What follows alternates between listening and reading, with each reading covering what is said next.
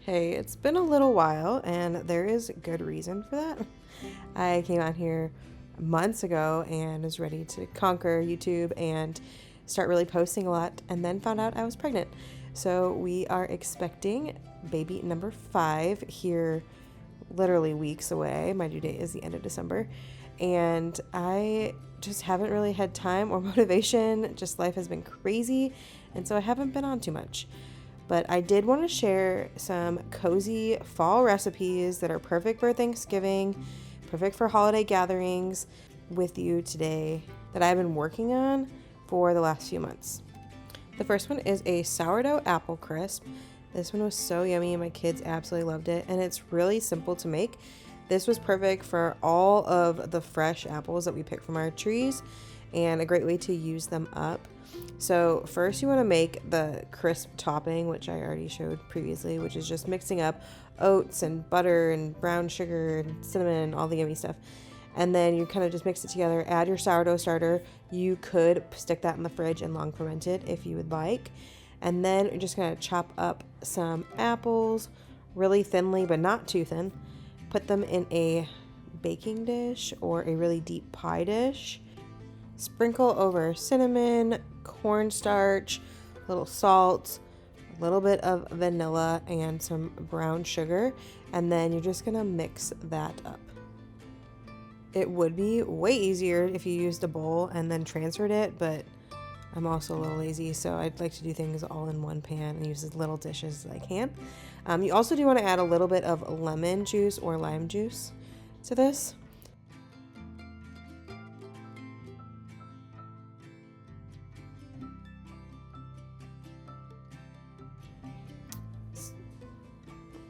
Then you're just going to crumble the sourdough crisp topping over top of that yummy apple mixture and then bake it at a 350-degree oven for about 45 to 50 minutes until the apples are soft and bubbly and the crust is starting to turn a golden brown. All these recipes can be found over on the blog, blossominglife.com. I will put a link in the description box below so that way you can grab them. I love making crisps. I feel like they're way easier than making a pie because you don't have to do blind baking and rolling out dough and all that kind of stuff.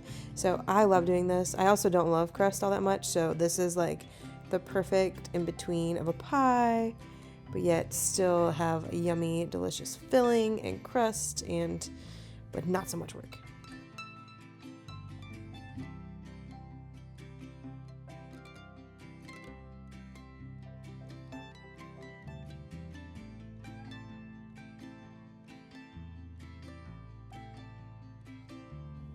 Next up, we're gonna make my absolute favorite sourdough pumpkin muffins. They are so soft and moist and yummy and just absolutely delicious. You have to make them. And they're really simple to make. You can long ferment them or you can make them quick, whichever one you want to do. You can find both of those directions on the blog. But so I'm making the quick version today, and all I'm doing is adding the dry ingredients together in a bowl, which is flour, salt, baking soda, baking powder, pumpkin pie spice, and then you're just going to mix that up.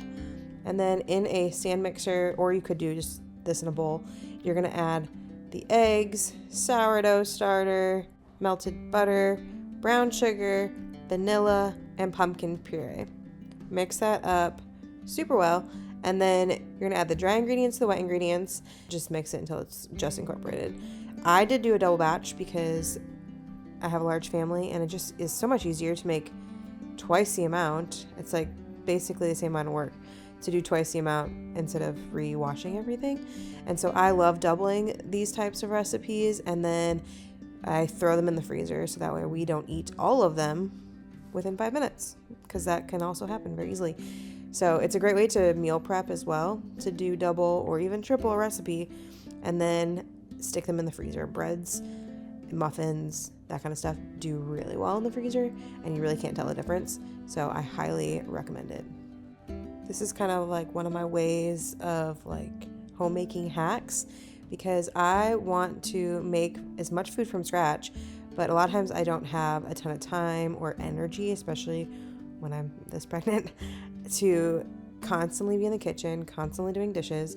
And so if I can find little ways to save time throughout my day to make breakfast time easier or to make meal prep a little bit easier, then I try to do it. And so doubling and tripling is pretty much my go-to way. I'm already making something. I might as well just make more of it. And so once these are in the muffin tins, then you're going to bake them for about 22 to 25 minutes at 375 degrees or until a toothpick comes out clean. And they are just so fluffy and good. Probably one of my family's favorite muffins. Top 5. As one of my children is sick today and sitting with me as I record this, she said, "You're right about that." So clearly it's a big winner in my household.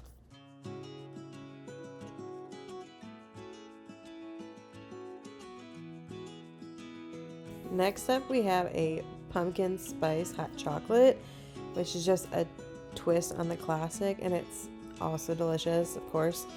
And it is just 2 cups of whole milk, a little bit of vanilla, 2 tablespoons of cocoa powder, and then a little bit of a pumpkin puree and some pumpkin spice. And then it is sweetened with maple syrup.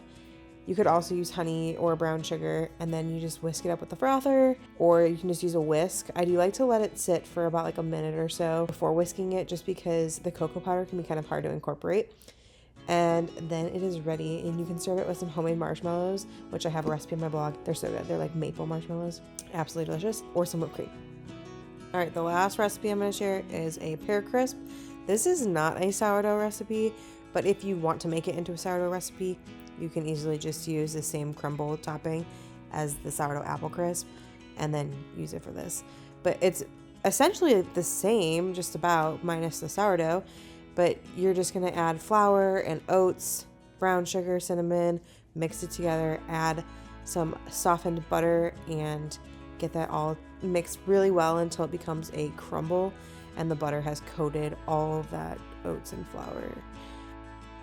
Set that to the side, and then you're going to want to slice your pears, which again, you don't want to slice them too thin. You could also chop them. They do look a little prettier being sliced. And this is when we had so many pears. Unfortunately, because we don't spray our trees, we tend to have a lot of bugs. And I usually just cut around them. But the problem is they don't last very long. Pears are a little better for the fact that they're not as buggy as, say, apples, but they just don't last quite as long as apples either. But our apples are very buggy. So if you have any tips on how to get not buggy apples without using pesticides, leave a comment below and tell me what you'd use.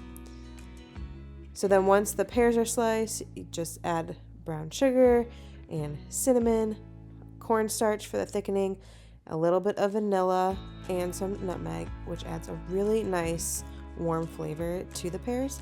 And then toss that together, pour that into a baking dish. In this case, I use a cast iron skillet. You just want to butter it so that nothing sticks. But you can use whatever baking dish you have. You could do a 9x13, you could do a large cast iron skillet, or a large deep pie dish. Any of those will work.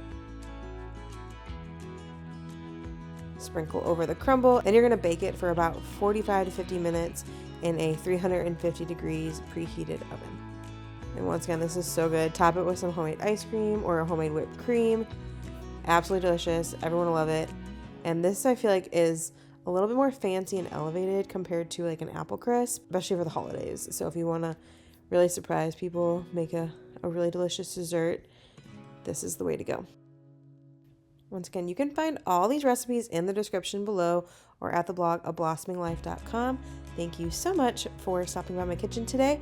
Make sure to come back, like, and subscribe, and always check the blog out. There's a lot more recipes and new material on there. I update that at least once a week, and so you're going to find more delicious recipes over there.